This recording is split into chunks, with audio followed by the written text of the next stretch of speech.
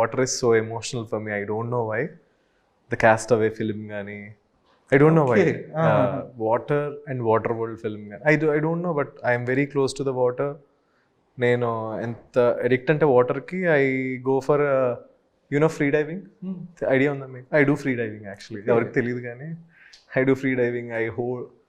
నేను static breath hold almost I do for 3 minutes 42 seconds. So I do. నాకు gap వచ్చింది అనుకోండి మంత్లో, I go 3-4 days for the free diving. Okay, but free diving కి ఒక depth ఉంటుంది కదా, మాక్సిమం డెప్త్ ఎంత ఇక్కడ దాకా? ఫ్రీ డైవింగ్ కి మాక్సిమం డెప్త్ ఉండదు. ఓకే, ఓన్లీ స్కూబాకి ఉంటుంది. సేఫ్టీకి అలా ఉండదండి. ఓన్లీ స్కూబాకే 30 meters ఉంటుంది. ప్రొఫెషనల్ డ్రైవర్స్కి 40 meters ఉంటుంది. కమర్షియల్ డైవర్స్ ఉంటారనమాట, they will go more deeper అనమాట. ఎందుకంటే వాళ్ళు బ్రిడ్జెస్లో ఇంకా కన్స్ట్రక్షన్కి వాళ్ళు కిందకి వెళ్ళాలి కదా, వాళ్ళు కిందే ఉంటారనమాట ఛాంబర్లోనే. దే కాంట్ కమ్ అప్ ఎందుకంటే decompression. But free diver only 1 breath కదా, he can go as much as depth he can.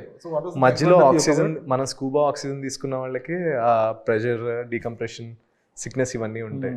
But not for the free divers. You can go till how much you can go, your capacity. So what was your maximum depth? నాది 20 meters.